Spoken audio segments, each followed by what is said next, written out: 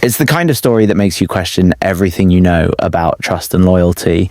A man with a steady job, a loving father, a husband to a woman he thought he knew inside and out, gone without a trace. His name was Michael Shaver, and for years, people assumed he simply walked away. Maybe it was the pressure of life. Maybe it was a midlife crisis. Maybe he wanted to start over. But what if none of that was true? What if instead he never had a choice? Friends grew concerned. His co-workers started asking questions. Yet every time someone reached out, the same response came back. A short text, a dismissive message. Leave me alone. Months passed, then years. And life, as it always does, moved on.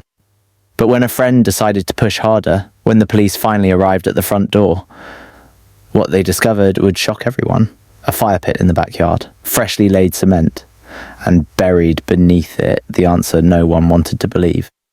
So, how does a family go from ordinary to horror story? What happens in a home where secrets become graves? This is the case of Laurie Shaver, and it's one you won't forget. Michael Shaver was a man who, by all accounts, lived a quiet and hard-working life. He had friends who respected him, a home he built, and a family he cherished. On the surface, it was the kind of life anyone would want. Steady, simple, safe.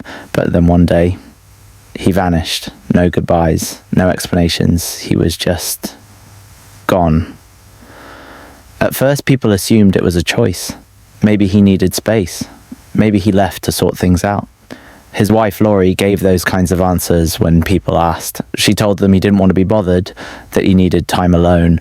And when texts started coming from his phone, short, curt messages, people believed her. But how long can someone stay invisible before the truth demands to be found? For years, the questions hung in the air. His friends wondered. His family asked, and every time they were met with silence or vague replies, life moved forward for everyone else. But for Michael, his story hadn't ended. It was just buried. Welcome to True Crime Files, where we uncover the stories that don't make sense until they do. If you're fascinated by real-life mysteries and the people behind them, you're in the right place. Hit that subscribe button, give this video a like, and don't forget to turn on notifications. You won't want to miss what we have coming next. Michael Shaver was the kind of man you wouldn't expect to make headlines. He worked quietly behind the scenes at Disney World, keeping the monorail system running smoothly for families on their way to magical adventures. It was a job he took pride in. His life was built around routine, work, home, family, a life that didn't seem extraordinary to anyone looking from the outside. But then he disappeared. The year was 2015. Michael stopped showing up for work. His friends noticed, but there wasn't much they could do. They weren't his family. They assumed he had left for personal reasons, or maybe he needed time away. His wife, Laurie, was the one people turned to for answers. And Laurie, she always had something to say. Michael left, she told people. He doesn't want to be found. It was a story she repeated again and again to his co-workers, to his friends, to anyone who asked. And when people reached out to Michael directly, they'd get short, dismissive text messages in return. Leave me alone. Don't contact me again. I need space. For a while, people accepted it. They believed what Laurie told them. After all, why would anyone think otherwise? If someone says they need time alone, you give them that space. But here's where things start to feel strange. Michael wasn't the type to just vanish. He was a father. He loved his kids. He had a job he was dedicated to. And while relationships can be complicated, no one could imagine him walking away from everything without a word. And yet, no one reported him missing.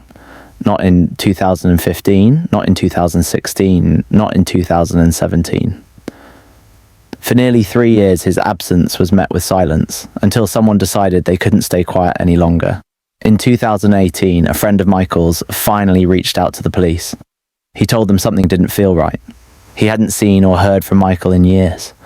Laurie's explanations weren't adding up, and those text messages, they didn't sound like the Michael he knew. The police agreed to check things out. They arrived at the home Laurie now shared with her children, the same home Michael had helped build, The twice thing they noticed, Laurie seemed nervous, defensive. She told them again that Michael had left on his own, that he wanted to be left alone. But when officers asked if they could take a look around, Laurie's story started to fall apart. The backyard caught their attention first. There was a fire pit, newly built, made of fresh concrete. It stood out against the rest of the yard, as if it had been added recently. And when officers asked Laurie about it, she had no good answer. They decided to take a closer look. They dug beneath the fire pit, and what they found was horrifying. Human remains. The body was buried deep, hidden under layers of dirt and concrete, but there was no doubt who it belonged to. Michael Shaver had been in that backyard the entire time. News of the discovery spread quickly.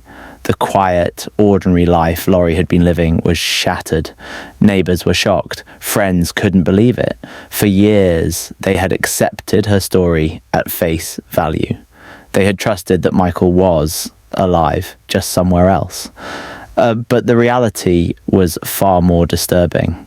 As investigators pieced together what had happened, a clearer picture of Laurie's actions began to emerge.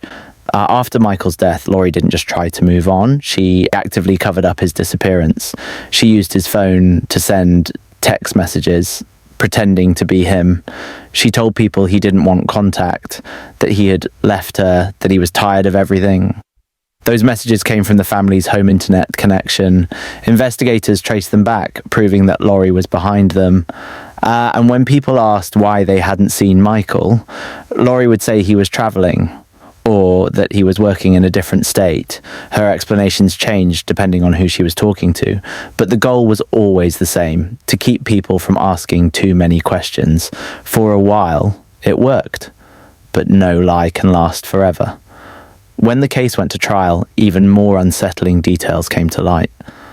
Laurie's defence, she claimed her own daughter, just 7 years old at the time, was responsible for Michael's death. She told the court that the child had acted in self-defence, that there had been an argument and the child had grabbed a gun to protect her mother. But the evidence didn't support that story, not even close. The gunshot that killed Michael was precise. It was a single shot to the head. Investigators concluded that it wasn't the act of a frightened child. It was a deliberate act. Someone had made a clear decision to end Michael's life. The court heard testimony from friends and family, people who had known both Laurie and Michael, people who had seen the cracks in their relationship, but never imagined it would end in murder. And then there were the text messages that Laurie had sent, pretending to be Michael in the months and years after his death.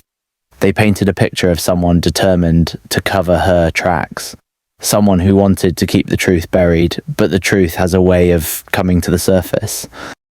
In November 2024, Laurie Shaver was found guilty of murder. She was sentenced to life in prison.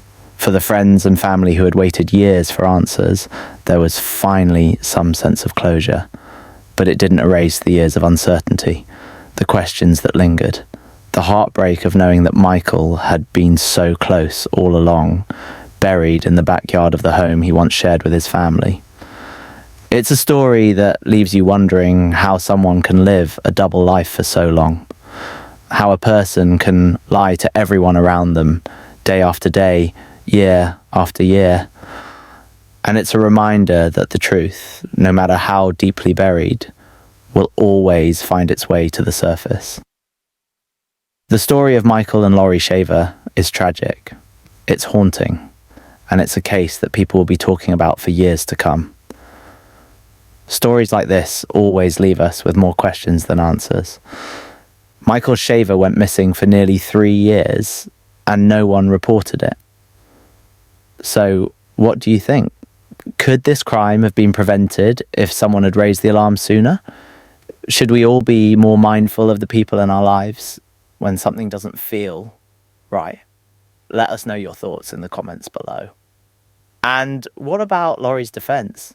Do you believe her claim that her young daughter was responsible for Michael's death? Or was it just another desperate attempt to shift blame and avoid accountability? Share your theories. We're interested in what you think. If you've made it this far, we appreciate you sticking with us. Cases like this are difficult to hear, but they're important to tell. They remind us of the fragility of trust and how sometimes the people closest to us are the ones hiding the deepest secrets. If you found this story compelling, please give this video a like. It really helps our channel reach more true crime enthusiasts like yourself. And don't forget to hit that subscribe button. We cover stories like this every week, and we'd love to have you join us for the next one.